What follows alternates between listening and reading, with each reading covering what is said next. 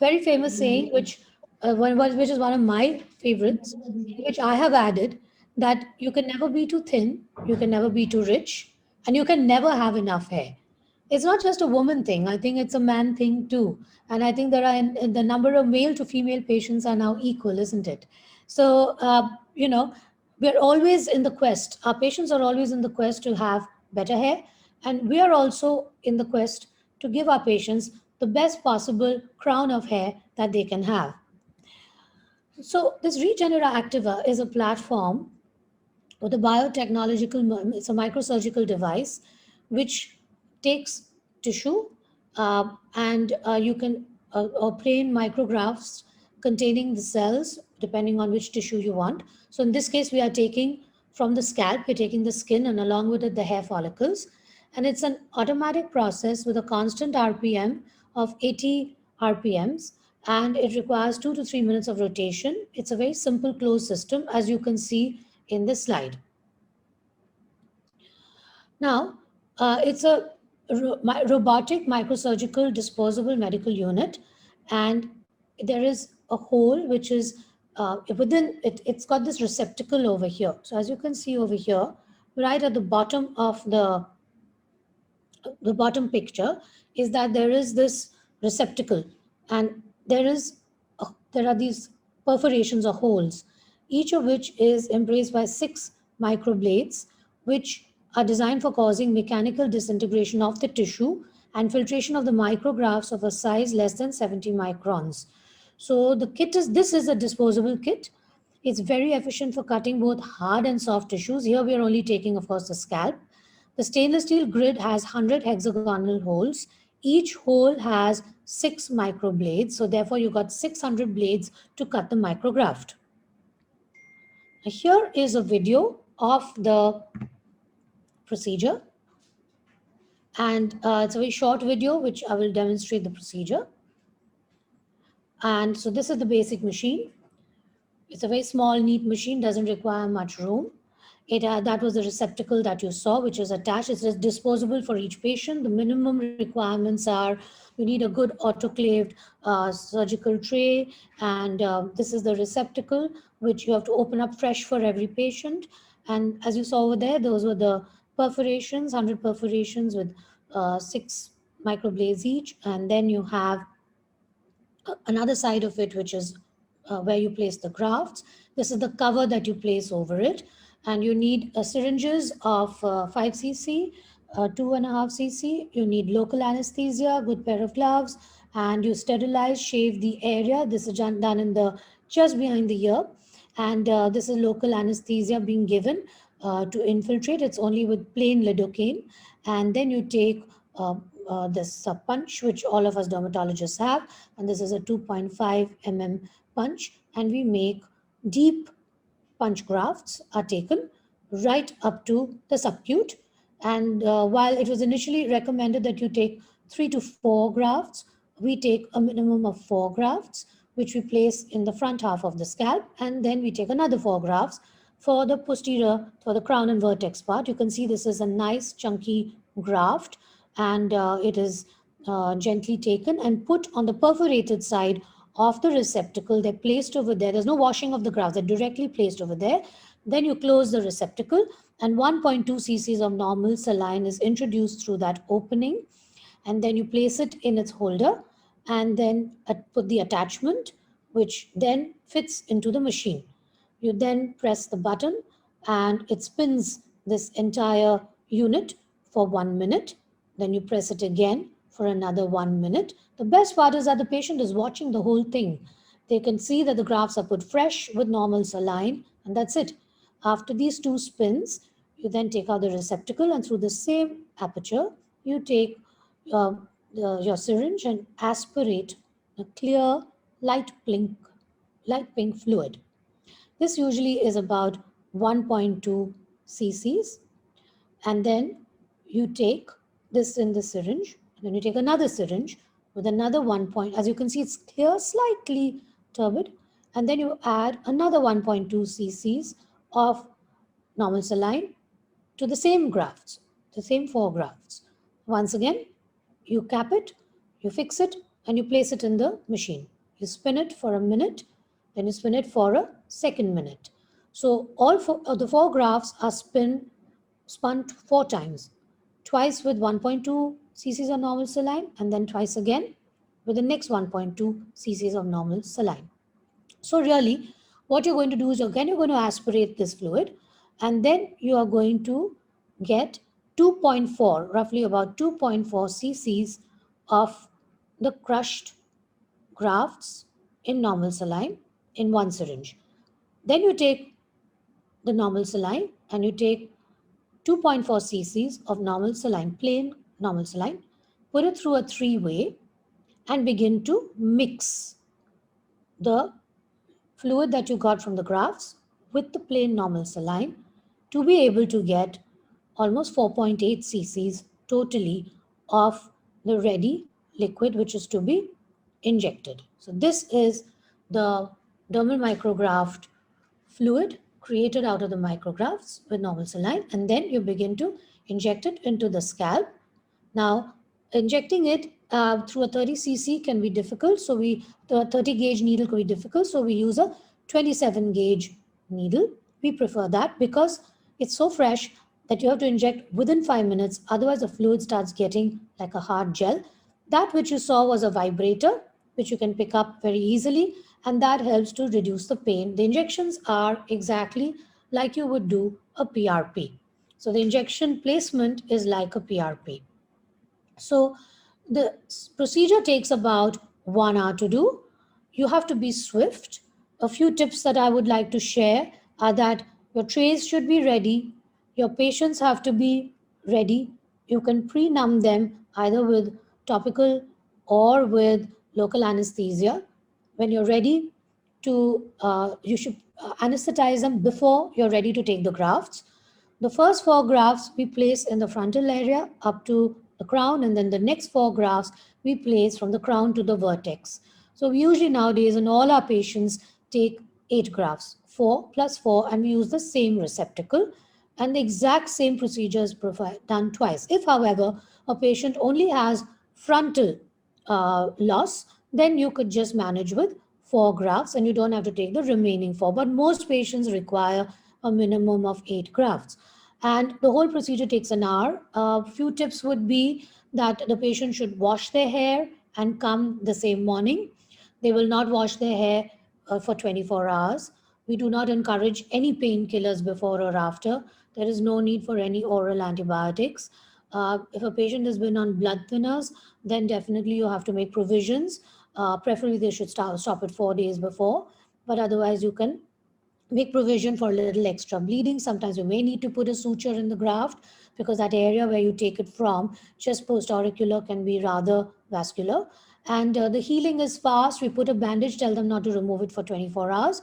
And then after that, they can the wounds heal like any other biopsy site with a bit of mupirocin topically. There's no need for any oral antibiotics. And sometimes if they get a bit of a headache, we tell them to at the most take a paracetamol. So the patients are very happy to do this procedure because it's once a year. They don't have to repeat it before 12 months at the earliest. Secondly, it's done within an hour. So they're in and out very fast. I have to share that even in COVID times and post-COVID times, when we opened up our clinics in June, the first procedure that we started with was Regenera. And we have continued to do this procedure even till date. So there have been quite a few patients who've been happy to come because it's rapid, it's fast, it's once a year. And we also tell them to do a follow-up at 3 months, 4 months, and then at 6 months. They can even come in between if they wish to or have any doubts. So we do trichoscopic as well as clinical photographs, and then every visit we tell them to come by and we do trichoscopic and clinical photographs again. So far we've had, sharing our experience, we've had since June 2019 to November 2020. We've had, I got the machine earlier, but I'm counting the data from June. And we've had actually we've had 31 males and 12 females, which is 47 patients. Sorry, I updated the data just today to update it to November. So it's 31 and 12. So that should be 47 over there. That's what we've done since lockdown, when things opened up. And the females who are between 20 to 40 were four. Then between 40 to 60, actually, we had more females. And between greater than 60 also, we had two females coming to us. We had males between 20 to 40, 18 in number, which is typically the age group that would come in males. It's interesting that the males come younger and the females come in their 40s plus, because that's when it affects them the most. And males come younger because that's when it affects them the most. And between 40 to 60, we have 10 males, and greater than 60, we have 3 males. We follow the stages of the androgenetic alopecia grading by Hamilton for males, and for female pattern hair loss, we follow the Ludwig classification system. And it is recommended up to grade 3A. In history, we found that the patients who agreed to do Regenera were those who had a minimum hair loss of 1 year to even going up to 5 years plus. In all patients, there was either a maternal or paternal history or both. In the females, had already done PRP in 2 and were dissatisfied, or wanted to do something more. Monotherapy was for all the patients who were in their 60s, had never done anything before. 4 patients had had absolutely no intervention, and in the males, 3 had already had a hair transplant, and quite a few of the younger patients had not done PRP because they had heard mixed reports about PRP, and they chose to do Regenera as their first choice in hair rejuvenation. But 11 of them had already done PRP. In pre-existing scalp conditions, folliculitis, scalp inflammation, seborrheic dermatitis were present, and I think that happens in patients with AGA, especially in male patients. They have an associated inflammation of the scalp. Sometimes it's microfollicular, sometimes it is evident, and they complain of it. 1 had psoriasis, 10 had dandruff, and 5 had no complaints. The trichoscopic features that we followed were for defining AGA were a hair diameter diversity of greater than 20%, though the recent reports are saying that even 10% and above is a new cutoff. A single hair at each follicular unit, miniaturization within vellus hair, yellow dots, white dots, and the frontotemporal area with occipital sparing. We differentiated AGA from chronic telogen effluvium through trichoscopy features, and the classical features of chronic telogen effluvium by trichoscopy are decrease in overall hair density, empty follicles. It involves all areas, including occipital. Once again, here, however, there are single hair per follicular unit, nil to minimal variation in hair diameter, whereas in AGA, of course, we know that there is HDD. Hair diameter diversity, and dots are less evident in CT. So we did differentiate AGA from chronic telogen effluvium to choose them for Regenera, because this has been positioned, Regenera is positioned for androgenetic alopecia. This was a minimal investigative profile that we chose for our patients, and essentially ferritin B12D3, hormonal profile, and SGOT-BT in case we wanted to look into giving them finasteride, or eventually if they wanted to take it. What we found in investigative profile was that a lot of them had a low ferritin level, grade under 40. D3 was usually somewhere between 10 and 15 to 20. Thyroid fluctuations were seen. A lot of our patients had a higher insulin of greater than 10. 2 male patients had a raised DHT, and 5 female patients had a raised DHT irrespective of PCOS, but PCOS was the most common hormonal change in most of the females who were in the younger age group of 18 to 40. What is the appealing feature of the Regenera Activa and the dermal micrograft technique is that it's a once-a-year treatment, that is once in 12 months, but some now reports are saying you can even do it at 18 months. Minimal aftercare, no downtime, no need for oral finasteride is what the company says, what their reports have said. We have left that to the patient to decide, but a lot of patients who do not wish to take oral finasteride are very happy to do this treatment because they do still see results. Topical applications, again, it has been recommended that it's optional.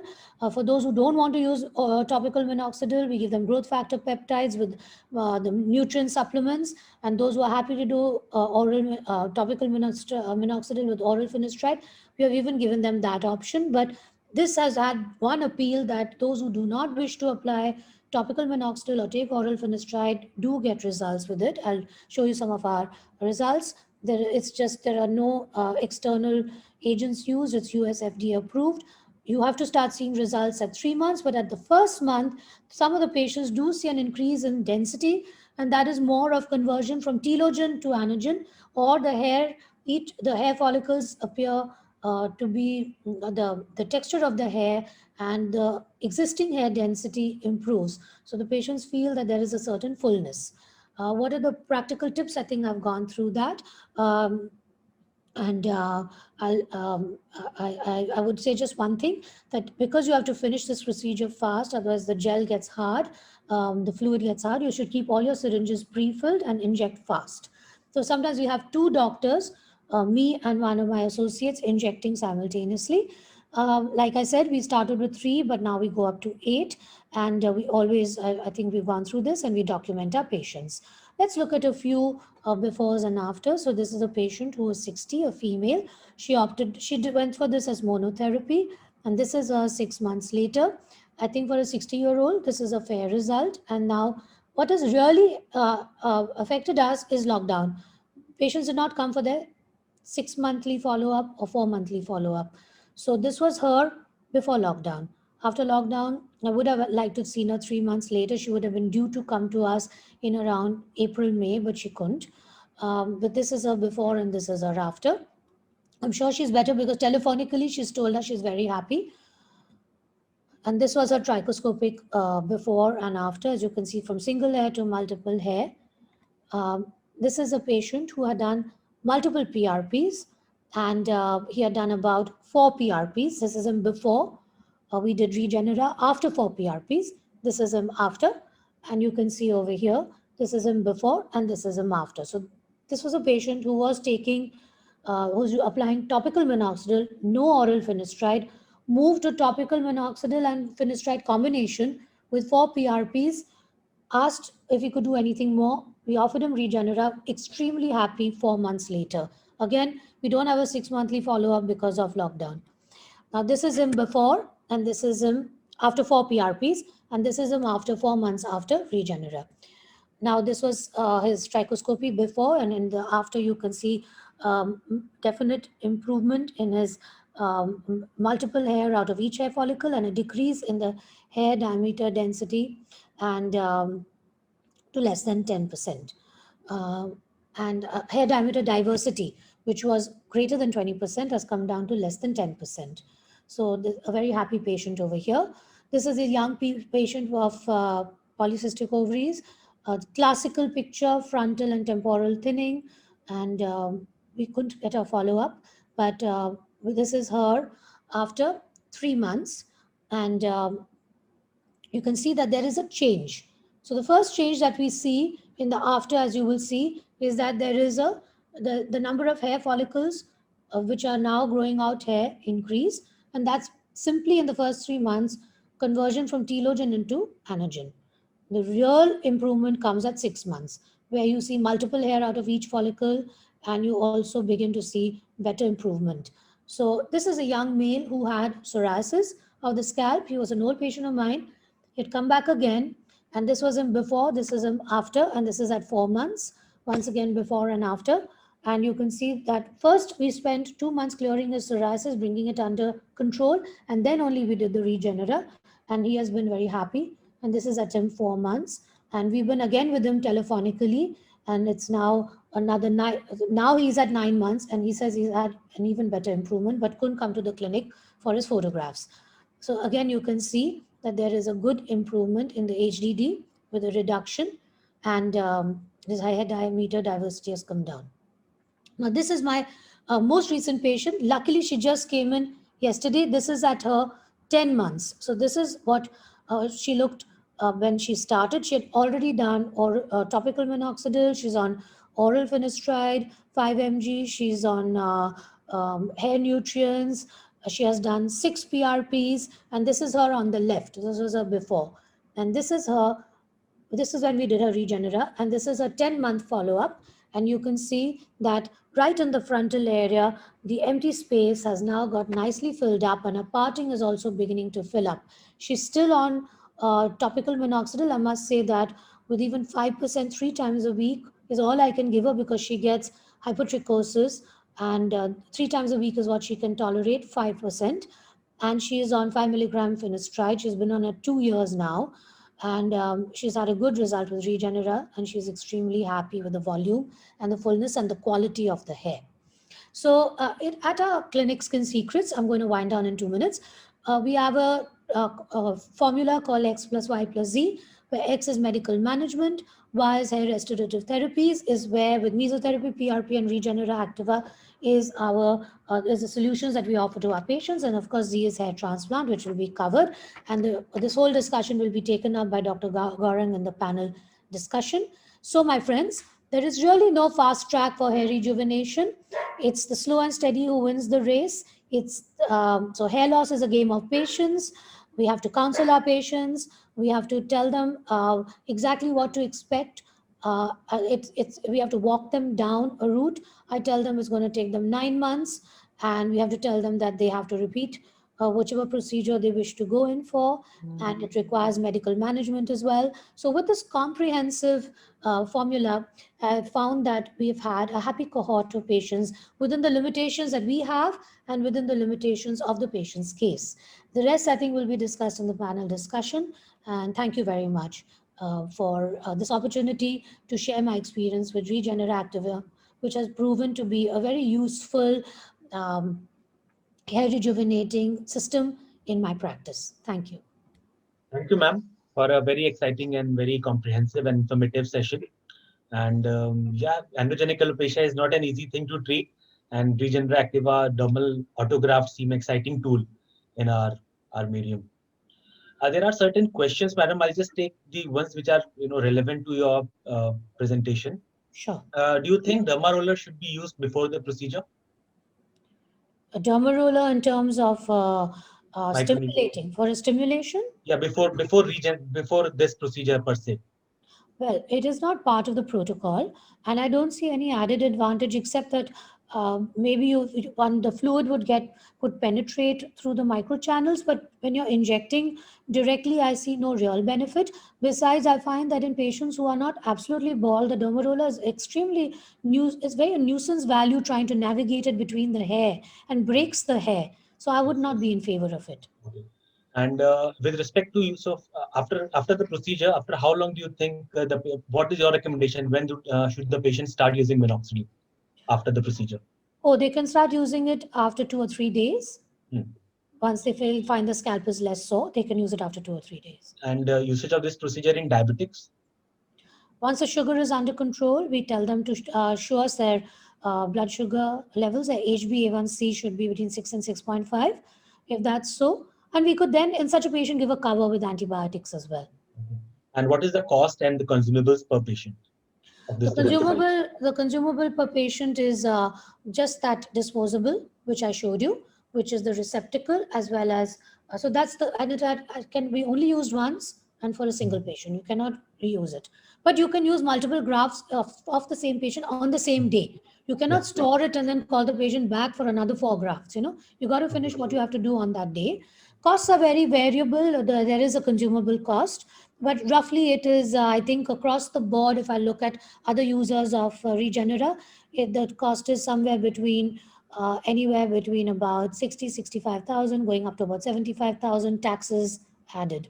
I think across the board, across the country, this is what it is roughly. High consumable per patient. One, the high consumable, and two, there is a long follow-up. So we do offer the 6-month follow-up as a package. So that helps with the patient following up. Yeah. Thank you very much, madam. Now I'll move to the second presentation. Dr. Sandeep Mahapatra. He'll be taking on the hair restoration part, the surgical part of androgenic alopecia management. Sir, can you please start? Yeah, sure.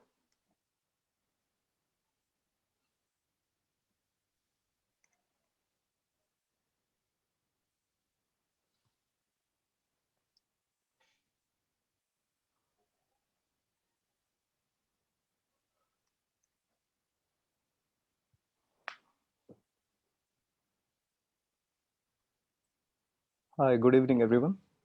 Can you hear me? Yes. Yeah. So thanks, Dr. Gaurang, and to all Pulse and Derma executives and Dr. Malvika Kohli for a wonderful presentation of dermal micrografts and hair rejuvenation.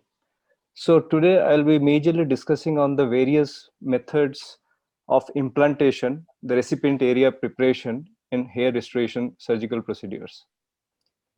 As you know, you reap what you sow. So for me, FUE, follicular unit excision, is more of a misnomer as a name because it signifies more about the harvesting technique and not more about the implantation one. And in Latin terminology, primum non nocere means first do no harm. So our hair follicles by any means should not be handled much and should be preserved well for better growth and rejuvenation. A novice FUE surgeon, the damage majorly occurs during the insertion of the punch while we do the extraction. FUE extraction after scoring of the grafts, time out of the body in bioenhanced environments, and obviously during the graft placement. So we should be careful while we handle those grafts. Now coming to the graft holding solutions, which all of us primarily know, it should be an ideal graft holding solution should have a good ionic balance, minimum cellular swelling, prevent intracellular acidosis, that is lactic acidosis should not happen. Apoptosis of free radical damage should not be there. Provide good high energy ATP like we use liposomal ATP solutions as well. Quicken the recovery and reperfusion, and it should be easily available and not very expensive. So if you see in the slide, we have arranged the grafts after extraction in the bundles of 2 hair follicular units, 3 hair follicular units, 4 micro and single hair units. So likewise, while we extract, the assistants prepare the grafts and preserve it in normal saline solution, and even we preserve in PRP holding solution, dipping the grafts in that 15 minutes prior to the implantation. So the way that they are handled is they are touched by the epidermal portion only, and the first hair which goes out of the body is the first to go in. So out of time body is curtailed. So as you know, the holding solution, human serum has a pH of 7.4, has a buffer bicarbonate. Normal saline usually used during hair transplant is extracellular actually with a pH 5, Brinker's lactate, plasmalite A, hypothermosol. Worldwide it is used commonly, hypothermosol, which has HEP, the piperazine derivative, excellent buffer at low temperatures. The mannitol causes prostaglandin vasodilation. Dextran 40 in hypothermosol does the oncotic support. Glutathione and vitamin E acts as antioxidants. And lactobionate as a calcium chelation so that apoptosis doesn't happen. And adenosine for ATP regeneration. Sterile water is not used because it might kill the grafts. So hypothermosol is a good solution, majorly used during organ donations, etc.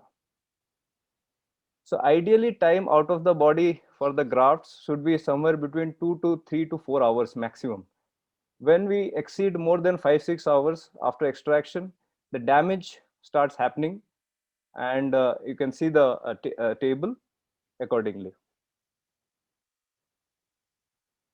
So now coming to the anterior hairline design, the factors which are majorly responsible. So I'll brief on the already known facts. I'll just reiterate those facts. So age of the patient is very important. A very young patient might need a might ask you for a very lower hairline, but he should be counseled properly. So a hairline varies from the mid frontal hairline varies from 7 to 10 centimeters. Then again depends on the hair characteristics, the thickness, the color of his skin, the color of this hair, and the curvature. The facial features, so the facial symmetry, the facial features all should be properly dealt with while doing the counseling. If there is a broad face, better you can give a U-shaped hairline rather giving a V-shaped hairline. In a grade 5-6 Norwood AGA pattern, better to have a higher hairline and a V-shaped curvature for people majorly aging above 40. And for younger population, you can have a more of a U-shaped pattern. Obviously, male female hairline varies. Ethnicity, yes, Ethnicity, the black and Afro-Asians have a different hairline pattern, which should be considered. Genetics, we should always ask for their parents, their grandparents, what kind of hairline they had. And the area need to be optimized. It's a very broad forehead, big mid-parietal region. So if you have a less number of grafts to be covered, so it should be talked to the patient, designed properly. So as you all know, hairline, the first anterior portion is the traditional transition zone, 0.5 to 1 centimeter, which is made with micro irregularities of thin, fine, single hair roots. Behind that comes a defined zone. So in defined zone also there are two kinds of zone, which is the actual defined zone and there is a partial defined zone. Partial defined zone can be a combination of single and double hair units, and actual defined zone we can have 2 and 3 follicular units. And then comes a small oval area, which is a quite a defined zone we call a frontal tuft area. This is a very important area, the circular portion which you are seeing, that the density should be maximized with multiple follicular units along with 2 hair, 3 or 4 hair units. And if you see, then the hair angle from the frontal hairline should usually be directed anteriorly very acutely at 10 to 15 degrees, gradually 15, 25, maximum 30 degrees you can go, but not beyond 35, 40 degrees at the crown area, never perpendicular. So some anatomical landmarks you already know. Anterior frontal point is approximately 7 to 10 centimeter above the glabella, depending on the grade of baldness. If it is a senior age group person, you can keep a higher hairline even at 9 and 10 centimeters. Then frontotemporal angles are very important, which is higher than the AFP and is in line with the lateral epicanthus when the line draws from the lateral epicanthus towards the scalp. Lateral humps definitely gets involved when there is an advanced grade of hairline baldness. So we should be able to connect the lateral humps to give a fuller look. And then comes the transitions I've already talked about. Temporal triangles is the triangle protrusion of the temple beyond the line extending from the anterior sideburn. So it's basically the sideburn correction, which should be acutely placed. The graft should be acutely placed. And lastly, the vertex transition point, the anteriormost portion of the vertex, where the sagittal plane of the skull transition begins from horizontal to vertical.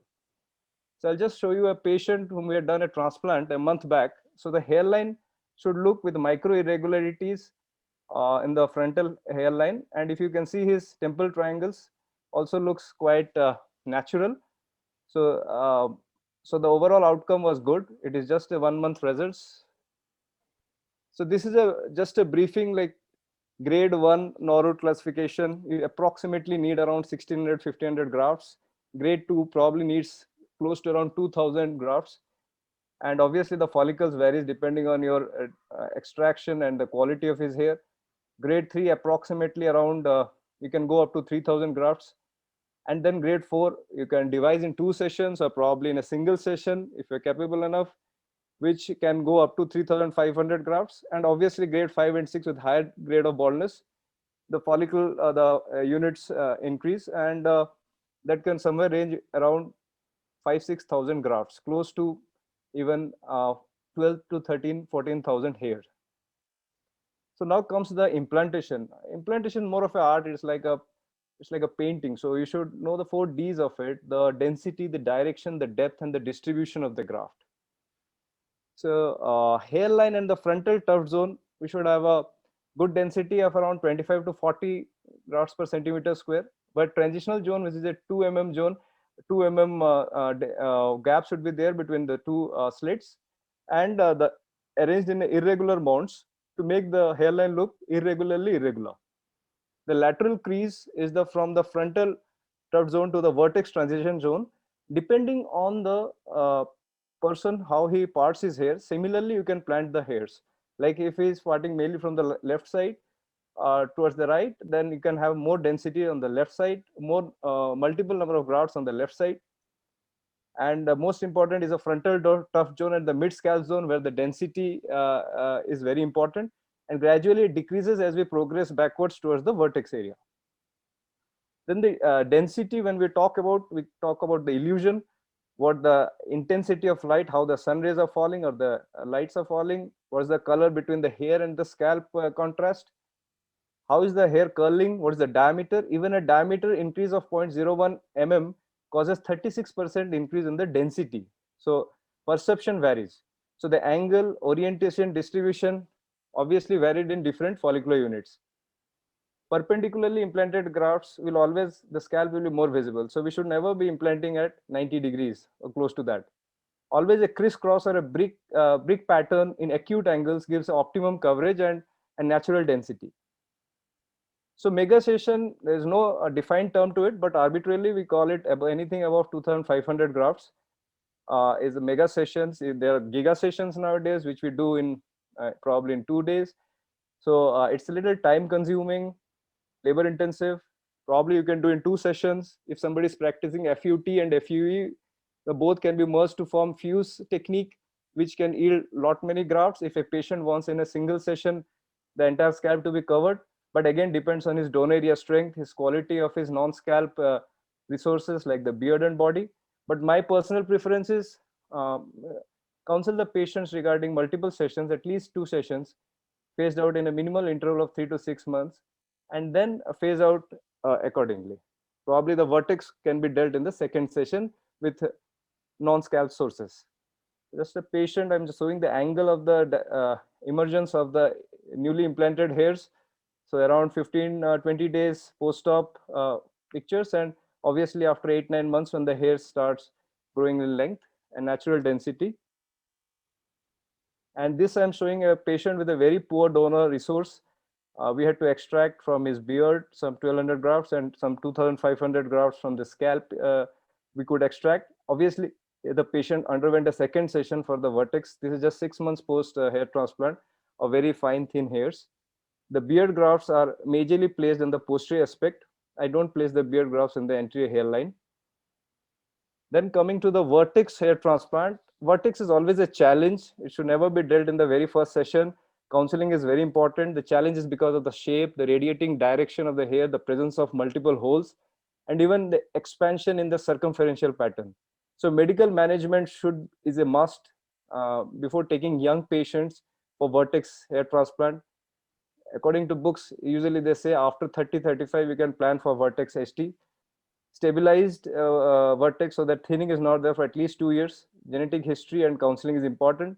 Holes tend to spread like spokes of wheels, so there is less overlapping, unlike the frontal tuft zone.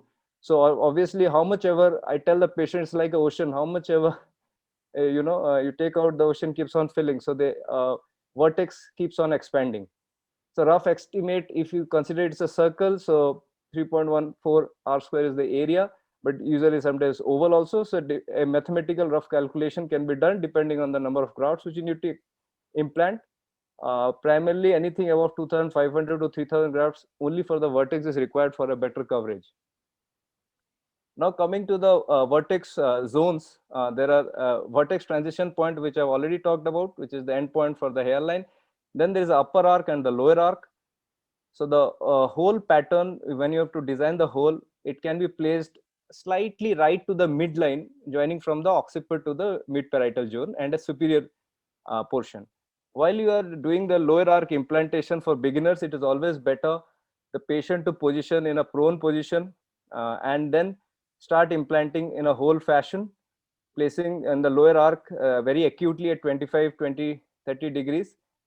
And graft selection majorly 2 follicular units in the central zone, and where you go towards the periphery, it can be singles also in the transition zone. The upper arc, you can have multiple follicular units like 3 and 4 follicular units.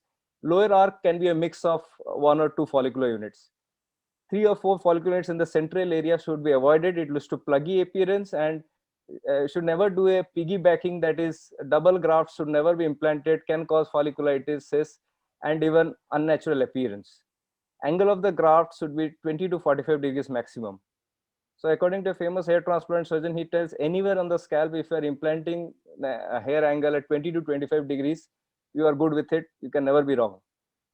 So slit punching is from center to periphery.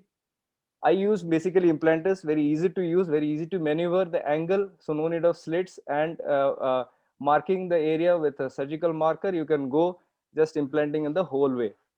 This is before and after 6 months, maintaining the whole pattern. This is a patient we did recently, 6 months back.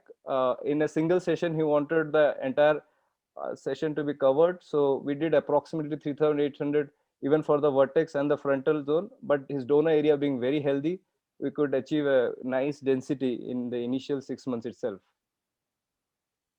So while we talk about implantation in the tractional area and the temple triangles, so I again follow the implanted technique.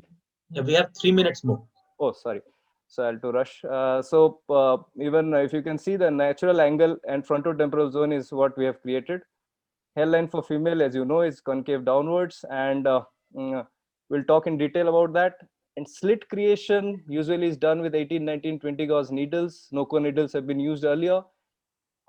Self-made razor seat are also used. For insertion, angled jeweler forceps are used, and from the non-dominant hand. Free from slit sagittal is more preferred, but anyways, it depends on the surgeon. Coronal, there is a chance of better illusion of density, and chances of paddy field growth is there if you plant in a very, like a paddy field, and you can jeopardize the radial blood flow, blood supply. So problems which might arise in the slit is skip areas can be there, or two slits may coalesce to form a larger slit. Depth control, closure of slits, and it depends on the competence, and definitely popping. So graft is first submerged in holding solution, and the time limit on the finger should be less than 3 minutes. Ideally, should be the graft should be hold with the in the tissue, and then multi-head grafts, picket fence appearance might happen. Grasping high can cause bending. So you just see the photograph, high hold and low hold through the forceps. I use this kind of implanters which has a housing and a depth control. Sapphire blades are used with durable and crystal with smooth surface. Doesn't cause much of tissue loss. Safe for metal allergy patients. Stick and place is majorly done by the surgeon using hypodermic needles, and insert the needle up to the bevel and graft the graft at subcutaneous tissue, and just insert 3/4 of it, and then withdraw the needle. Coordination with both hands is required. It has a long learning curve. A transplanter which we use is easily maneuverable, surgeon dependent, comes in various sizes, long lifespan, economically viable, and implantation is quick. It's good to use in between existing hair. Depth control is possible. Popping can be avoided by changing the direction of insertion more tangentially to the avascular plane, so it should be more tangent. Personally speaking, the implanted technique, I've seen the shedding phase, hardly there's much of shedding post transplant, and better survivability of grafts, and better to do in patients with diffuse pattern hair loss and female pattern hair loss. Yeah, there's additional cost to it. A lot of training goes into it. Dissection has to be precise. There are a variety of sizes of needle which you can fit the implanters. There are Choi implanters, that is the KNU implanters, and the Sava implanter by Indian doctor. Then there are Shah implanters, Lion STs, which I prefer, which has a stainless steel, and 18 gauge fits around 3 to 4 graft units, and 19 gauge fits around 1 to 2 graft units. Length of the needle should be ideally adjusted 1 mm more than the follicular unit length. Then the Artis, as you know, is a robotic unit, has a universal blade holder, and pneumatic, that is suction assisted neograft machine, also makes recipient holes and injects the hairs. DHI is a procedure, as you know, is a modified FEV, where simultaneously you're implanting with the help of implanters. When I use, I can extract and implant myself both around 100 to 300 grafts at a time, which minimizes the physical handling, mechanical trauma, desiccation, hypoxia, and infection, and grafts getting heated up. So it requires little expertise. Problems majorly encountered are popping up. So we tend to implant from posterior to interior in a row from one side to the middle, skipping side so that the fibrinogen turns to clot, and then you can go again and refill the gaps. Bleeding, yeah, it happens for idiopathic patients, some patients on NSAIDs, aspirin, young patients, smokers, weightlifters, and so keep spraying. These are some of the correction cases of already done FEU and punch grafting and worst results. So we have to pluck out those unnatural hairs and the bunches of hairs, and then do a reimplantation. So the complications might be poor hairline, asymmetry, cornrow plugs, low positioned hairline, blunting temples, low cosmetic density. Recipient area edema is common, post-operative pustules, cobblestoning, shock loss, etc. We should be careful about the cysts and pustules which can happen, or nodules which can happen after 1.5 months of surgery, which might be epithelial cyst which needs to be drained out. So proper analgesia and avoiding friction on the implanted site for 1 week. After 1 week, I advise for a shampoo with a mild shampoo, and PRP, other things definitely help. Just facial restoration with a natural angle with implanters can be done to create natural looks. So to end, I will just quote, I tell a student that the most important class you take is a technique. A great chef is a great technician.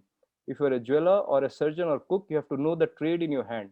You have to learn the process. You learn it through endless repetition until it belongs to you by Shakespeare Pippin. Thank you so much. Thank you very much, Dr. Sandeep, for a very comprehensive and a very informative presentation on hair transplant. We'll move on to our third presentation for the day, and that is by Dr. Pankaj Chaturvedi. And he'll be talking about the various treatment modalities in androgenic alopecia. Thank you, Dr. Gaurang. Thank you, Dr. Sandeep, for a very elaborated presentation on hair transplant. So I'll be just sharing my screen.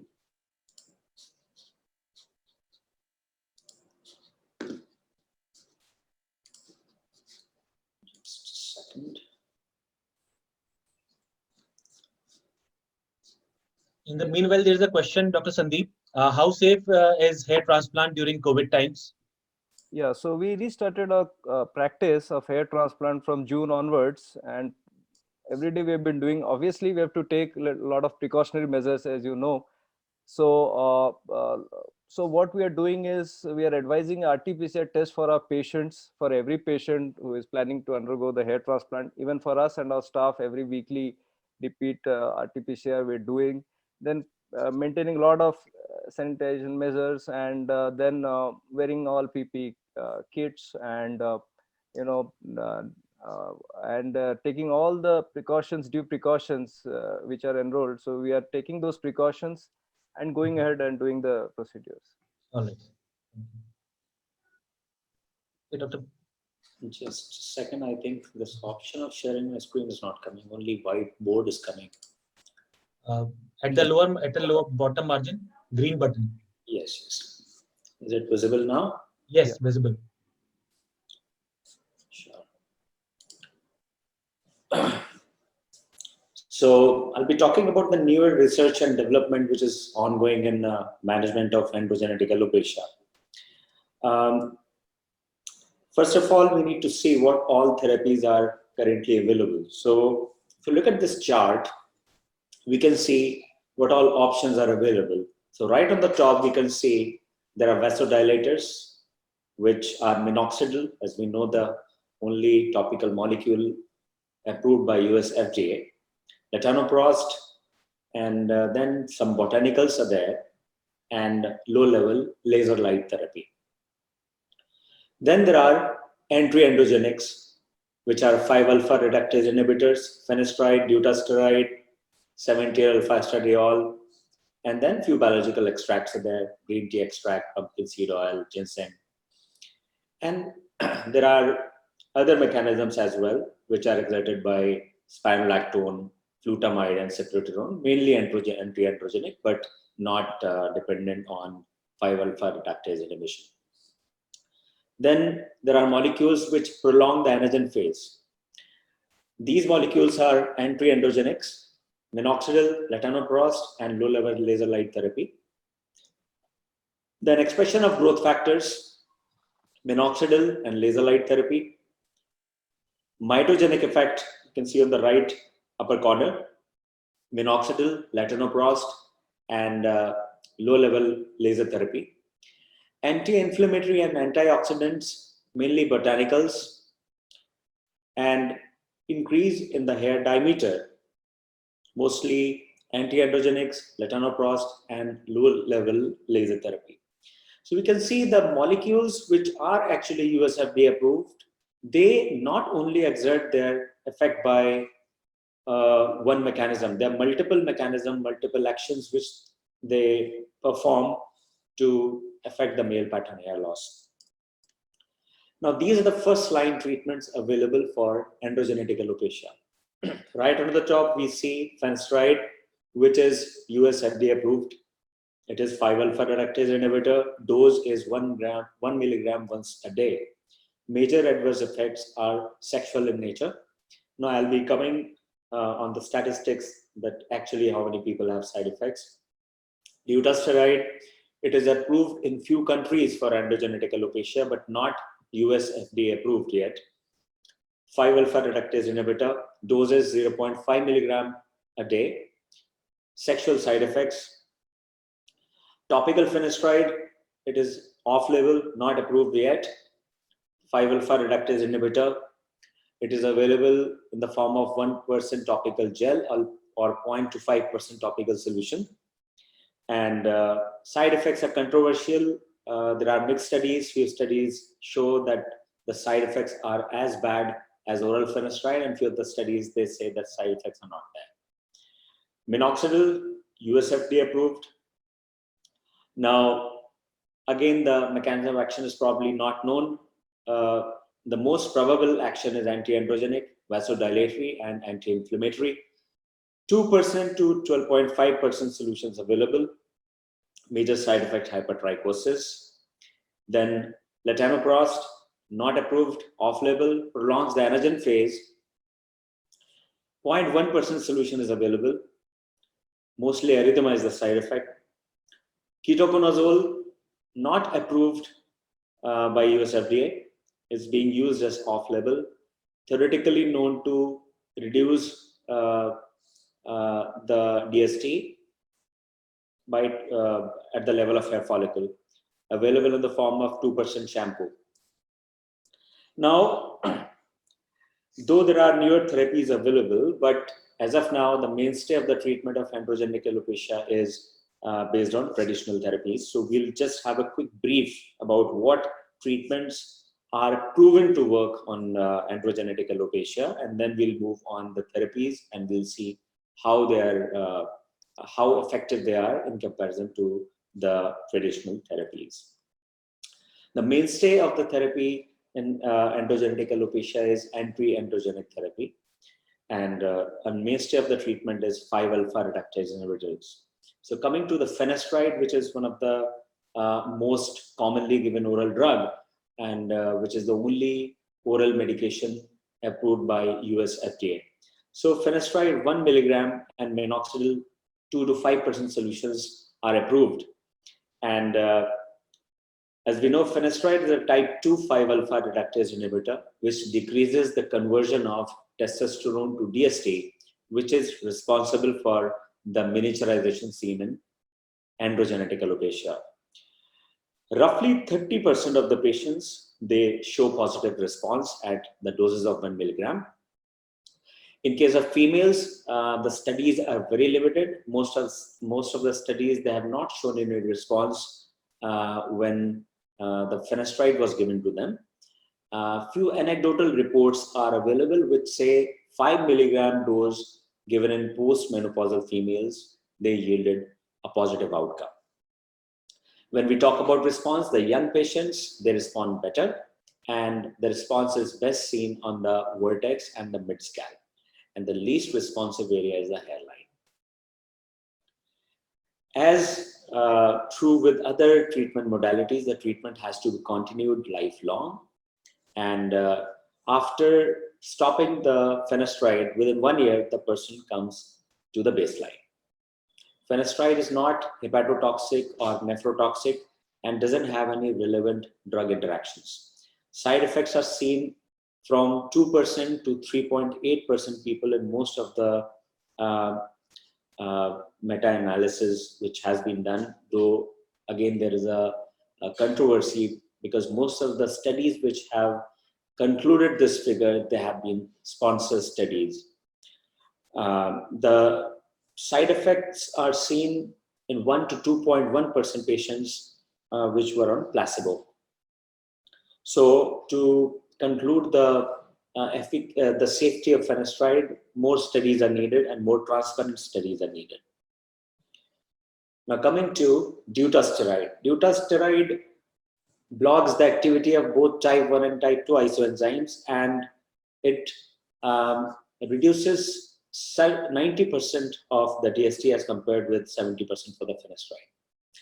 And dutasteride 0.5 milligram was statistically superior to finasteride 1 milligram and placebo at after 24 weeks. So this was one of the biggest study which was done comparing the efficacy for finasteride and dutasteride. And when the side effects were compared, in initial 6 months, the side effect profile was more severe in case of dutasteride, but after completion of 2 years, the side effect profile was similar in the case of finasteride and dutasteride.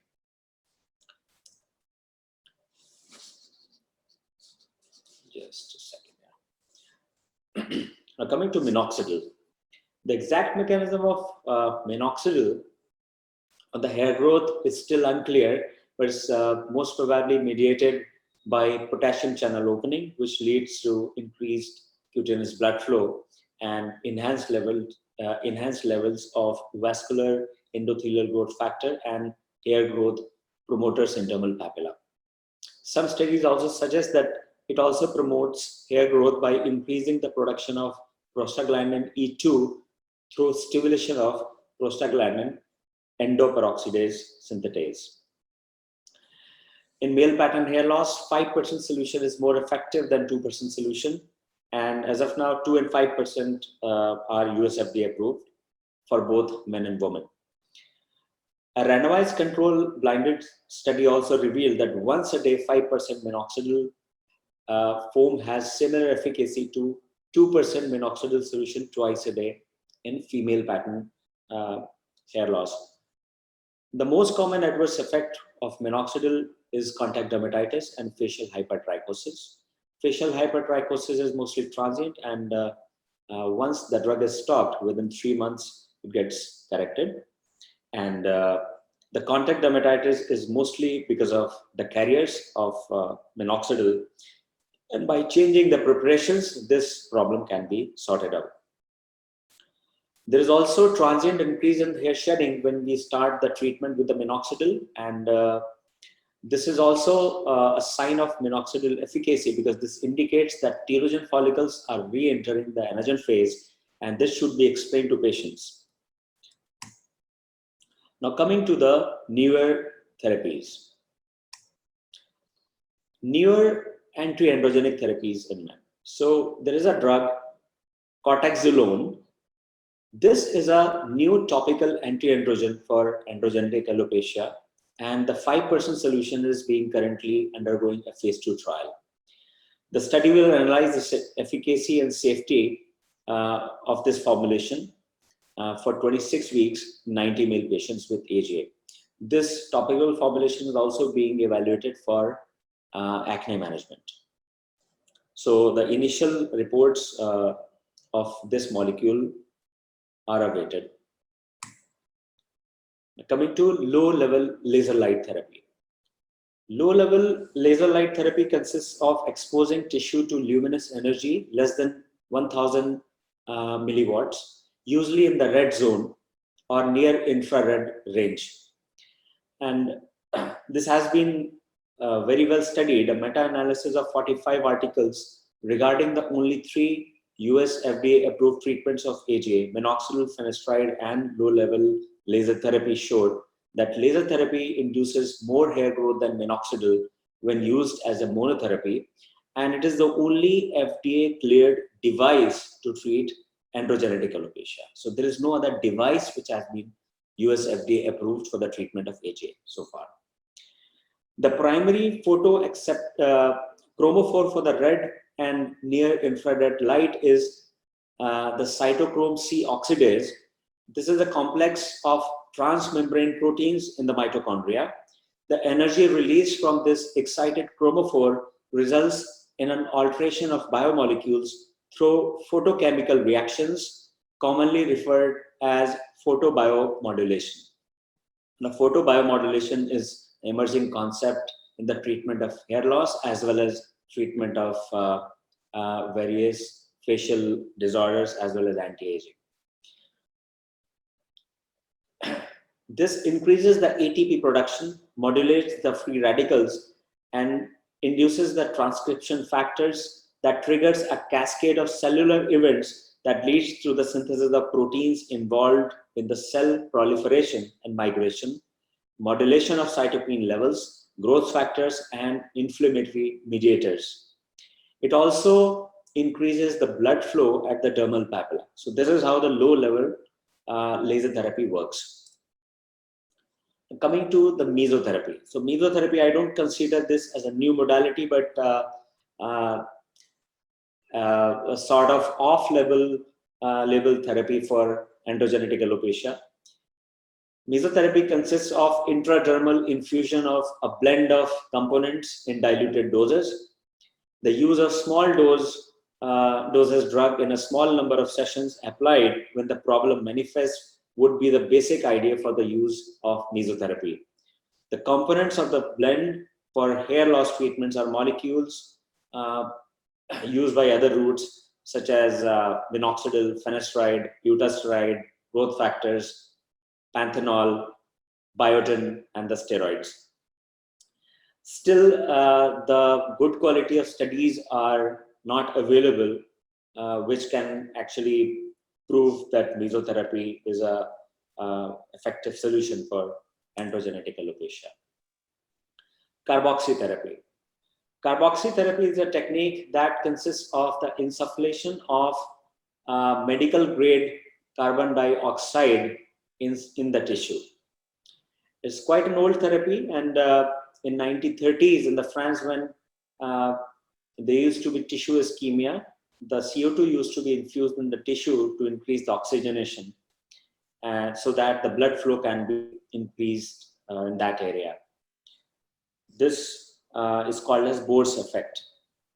The use of carboxytherapy in alopecia is justified by this mechanism, since some literature reports that in some alopecia, such as androgenetic alopecia and alopecia areata, there may be reduction in the vascular support of the scalp. So I've used this, we are using this therapy in our clinical practice as well, but in androgenetic alopecia, we haven't seen any great result so far. We have 3 minutes more. Sure. Microneedling.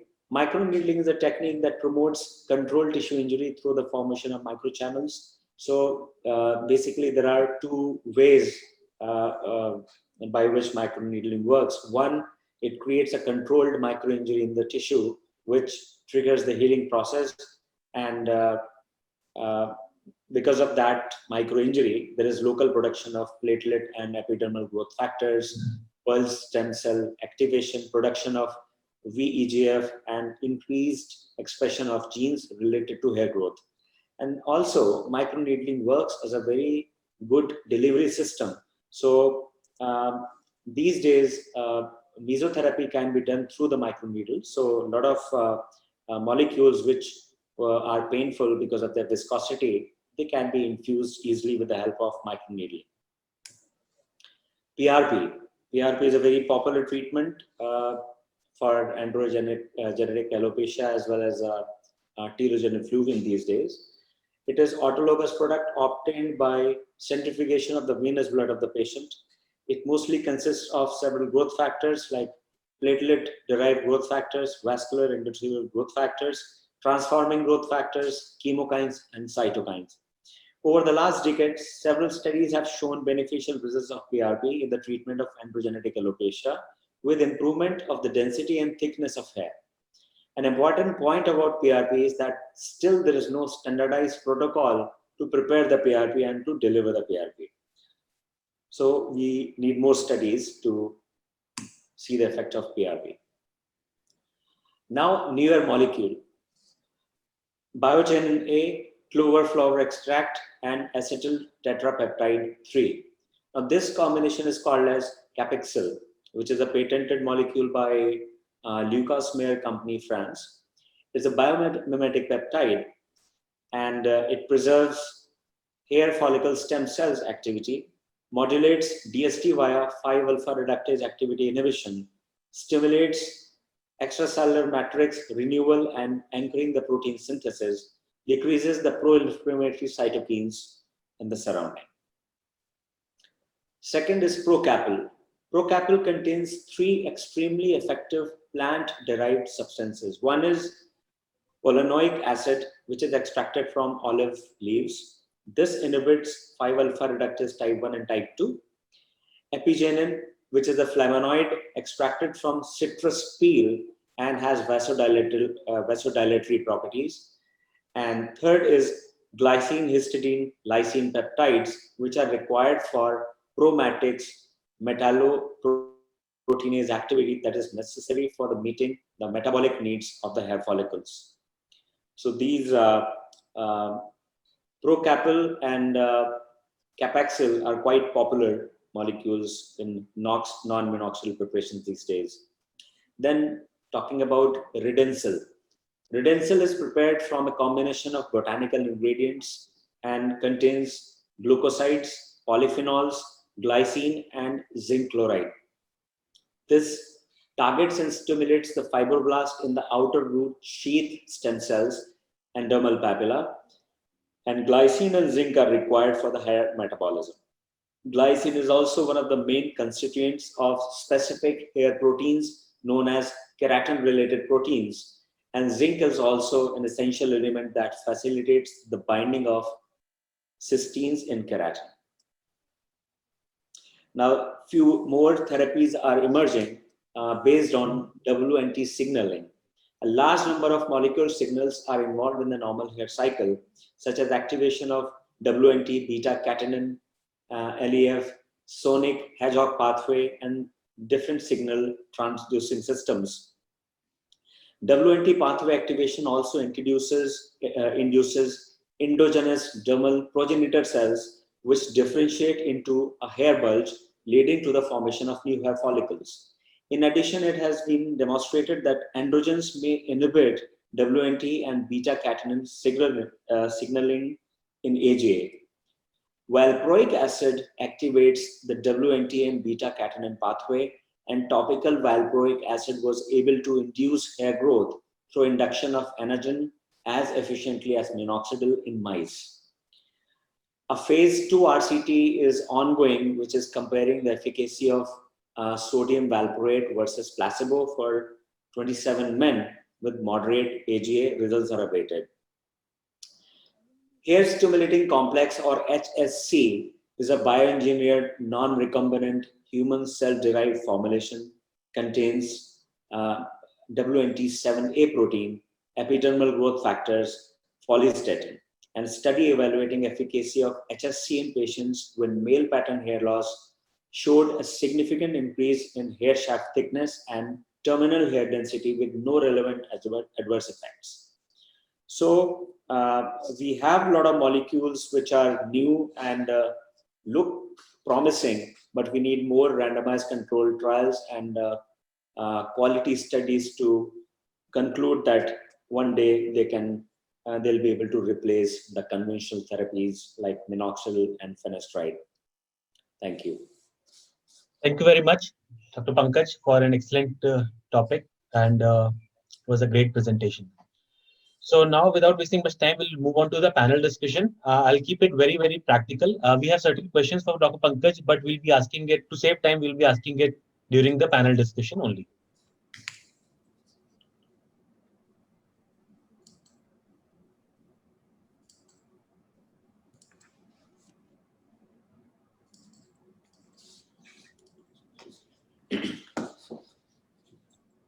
Is my screen visible to all? Yes.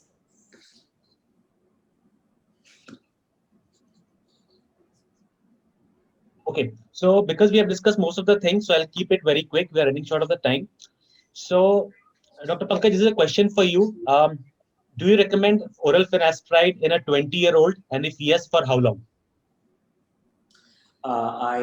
First of all, I always assess the severity of baldness. If the baldness is progressive, because at the age of 20 years, if somebody is presenting with grade 3, grade 4, and beyond that, that means that baldness is rapidly progressive, and I will definitely prescribe finasteride to the patient after proper counseling. And side effects are not age related. So the chances of having side effect at the age of 20 years and 30 years are almost same. It depends roughly 3 to 5% patients, they have side effects. So after proper counseling, I will give finasteride to the patient, and of course, I will continue it. If it is not experiencing any side effects, I would like to continue. And how frequently do you observe side effects when you prescribe finasteride in your practice? Side effects are mostly seen. I'm mostly seeing the side effects as psychological when patients are not properly counseled, and when they Google or when their friends tell that these kind of side effects may be seen. After proper counseling, I've seen side effects of very less than 5% patients in my practice. Do other panelists agree that side effects are seen in less than 5% of the patients, or do we have any other number? I agree. I would suppose even 10 to 15% of patients can have side effects if prolonged dose of finasteride is given. Some kind of side effects which I have seen is transient amnesia, depression, which are proven by psychiatrists and all. So those are some other indications. Very rare, but yes, I've seen. So apart from sexual weaknesses, so mood swings and depression should also Mood be. swings, depressions, very common. Bloating, GI disturbances are also common. Those things are there, apart from psychological. Testicular pain is also. Testicular pain, yes. Dr. Malvika Kohli, what's your experience with topical finasteride? Sure. I think topical finasteride with minoxidil 5% is what, is what I have used, and it's a very good option for those who are resistant to taking oral finasteride. It's not if a patient is willing to take oral finasteride as the case merits, I'd rather do that than give topical. But if the patient is resistant to taking oral finasteride for whatever the reasons are, or is not suitable to take it, then I would give and is willing to use topical finasteride. Then I nowadays do prefer to use topical minoxidil combinations with topical finasteride. So have you seen that people who were on topical minoxidil alone, and when it was mixed with topical finasteride, was it any difference, any improvement over and above topical minoxidil only? It's a good question. I'm not so sure. I'm not so sure it makes any other panelists, Dr. Pankaj, Dr. Sandeep, do you have anything to comment on minoxidil alone versus minoxidil finasteride combination as topical? So I've seen that it's slightly better than minoxidil alone, though I don't prefer topical finasteride to be given. But when patient says that doesn't want to take oral finasteride, then I think this is the best option left. So, but not very convincing difference, I'll say, maybe slight difference. But if there is the option of taking oral finasteride and there is the option of giving topical finasteride, I will definitely give oral finasteride. Yeah, the whole question of topical comes when the patient refuses oral. Only then, it's topical. So there are. If I may add, the topical finasteride with minoxidil combination seems to give a little superior result in women compared to men. See, so there are studies which have shown that local inhibition of DHT in the tissue samples has been there. A significant reduction has been there.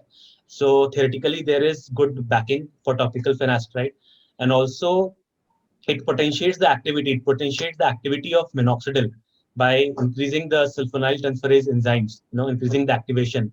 So that also it's a synergistic effect. So in my practice, I've seen much better improvement, over and above topical minoxidil alone. So in my opinion, it's definitely a choice when people are averse to oral finasteride, it's a good choice. Okay, so here a question for Dr. Pankaj, because it was during your presentation. Do you recommend minoxidil during pregnancy and lactation? No, absolutely not. Minoxidil is not indicated in pregnancy and lactation because of significant absorption. So that is the time when I go to non-minoxidil based molecules. Dr. Sandeep, what is your take on saw palmetto? Do you feel it's effective, and do you ever use it now? No, nowadays I'm not using. Earlier definitely used to use, but I didn't see much of positive effects out of it. A few patients they're taken for a couple of years the saw palmetto and had definitely faced even ED issues. Right. So I'm not very sure about that drug, and I'm not very confident about. Yeah, so that's a very important point, because most of us, youngsters think that saw palmetto is a milder or herbal DHT blocker. It does Nothing, not make it safe. nothing. It's a DHT blocker after all. So if you're using a DHT blocker, why not finasteride? Why saw palmetto? Seriously.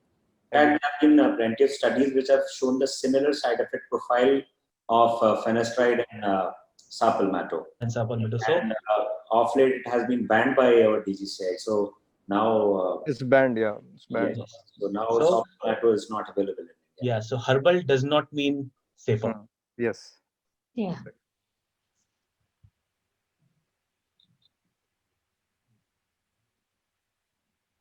Oral minoxidil. So again, this who wants to take the question for oral minoxidil? Dr. Malvika? Sure. Yes. So we had a couple of questions regarding oral minoxidil, efficacy, experience, and dosage. Sure. So oral minoxidil I have been using, but selectively. It will not be my first drug of choice for androgenetic alopecia, but I use it. I have used it more in women than men, and I've used it in women who are resistant to finasteride. They have shown no results with finasteride. We moved them to dutasteride. With dutasteride, some have shown results, some don't even respond much to dutasteride. In those we've added oral minoxidil. I've also used it in patients of DUPA. The patients of DUPA, I found oral minoxidil. Patients of PCOS who have presented with grade 3 androgenetic alopecia, females. Mainly I've used it in FPHL and females. And there I found oral minoxidil. I start with a quarter tablet, Lonitab. I start with quarter tablet, which is 1.25 milligram. And then I increase it to 2.5 milligram. That's half a tablet.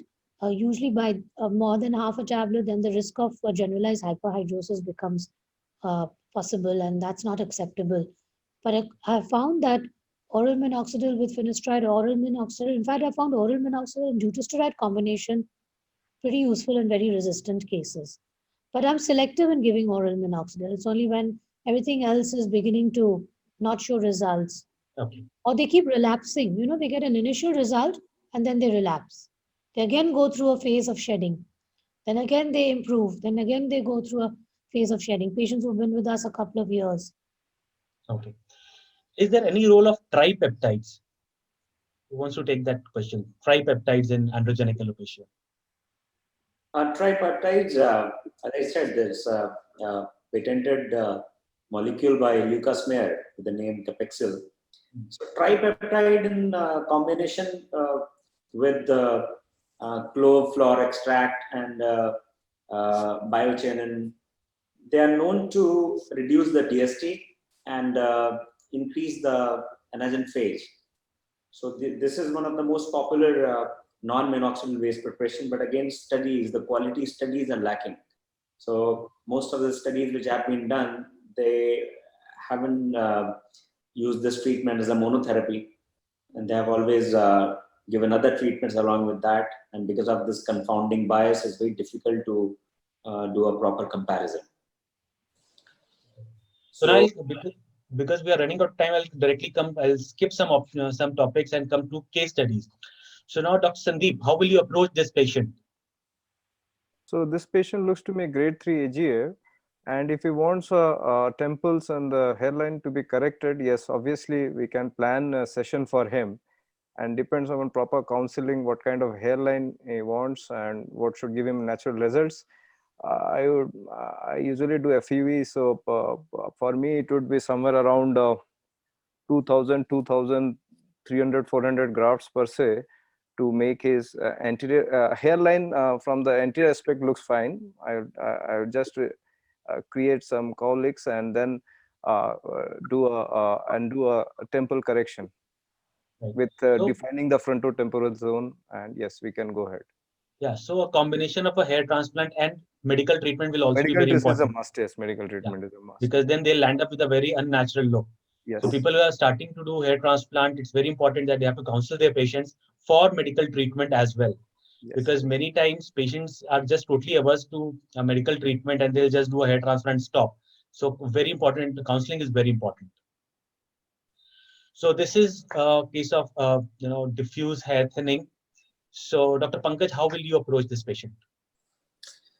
This patient, basically, first thing is the patient should be started on proper medical management, and at least 6 to 9 months of time should be spent on good medical management to see the results, how he responds.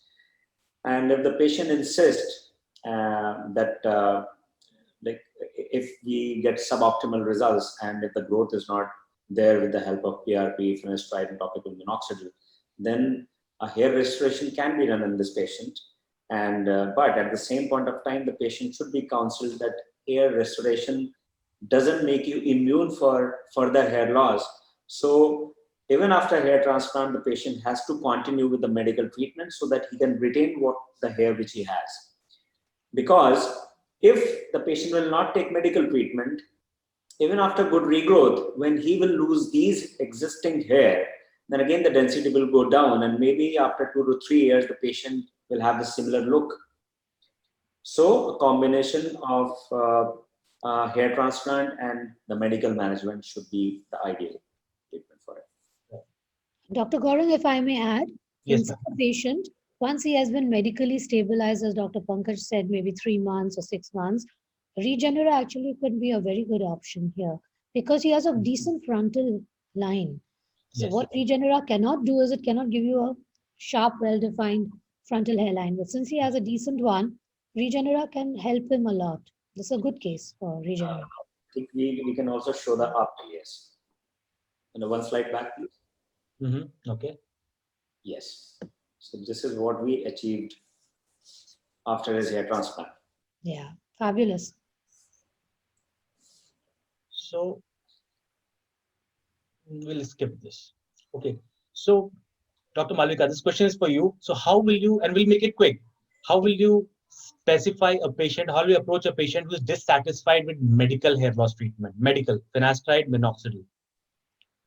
Well, a dissatisfied patient, I would first find out their compliance because very often the compliance of the patient is poor and then they feel the medical treatment didn't work. So first I would make sure their compliance is good. Secondly is a patient who is dissatisfied with medical treatment is one who wants much more in terms of coverage. So they obviously have to definitely be looking at either a hair restorative option. So maybe they just have, and they were reserved about it. So probably counseling was deficient somewhere. So one is compliance, two is combination therapy of medical and hair restorative, depending on the grade of thinning. Dissatisfied patient with PRP, that's because, like Dr. Pankaj pointed out, there isn't that much of standardization of PRP. However, a dissatisfied patient, there's just so much variation and again, if you're doing PRP as monotherapy, without medical management. No, Yes. no. So here, I wanted a practical answer. So I'll put this to Dr. Pankaj. So patient has paid, let's say for PRP, 30,000 rupees, or for Regenera, 1 lakh rupees, dissatisfied. So practical approach, how will you approach that patient?